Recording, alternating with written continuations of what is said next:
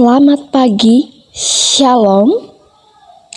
Marilah kita bersama-sama membaca firman Tuhan dan merenungkannya dari 1 Yohanes pasal 2 ayat yang ke-10. Demikian firman Tuhan.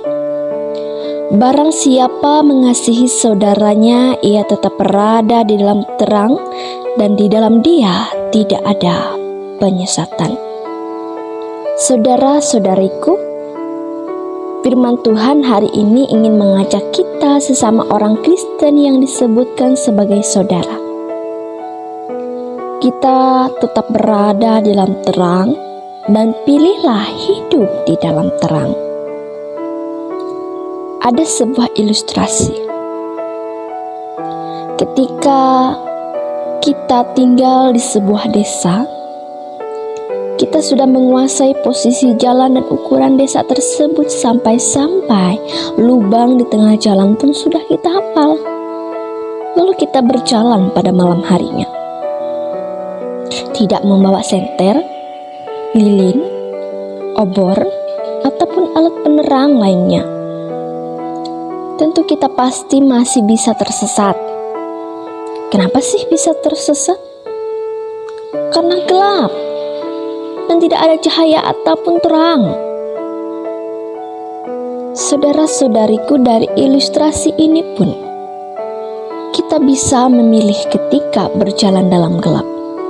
Membawa alat penerang tidak akan tersesat, atau tidak membawa alat penerang akan tersesat. Saudara-saudariku yang dikasihi Tuhan, kita ini dikelilingi oleh orang banyak, tidak hanya dalam keluarga, tempat bekerja, di pusat pembelanjaan, di mana-mana pun ada orang lain. Bahkan dari yang tidak kita kenal sampai yang sangat kita kenal watak dan sifatnya. Maka pasti akan selalu ada orang-orang yang tidak begitu kita sukai. Kasih orang Kristen bukanlah perasaan, melainkan pilihan.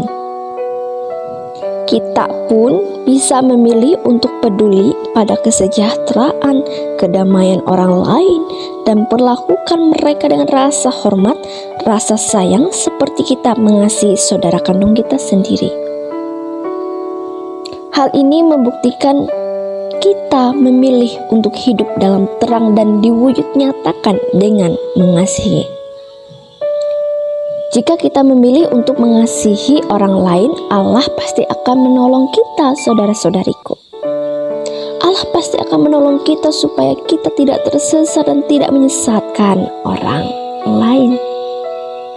Marilah, pilihlah, dan jadilah terang bagi orang lain yang selalu mengasihi, dan akhirnya kita tidak akan menjadi penyesat bagi orang lain. Amin.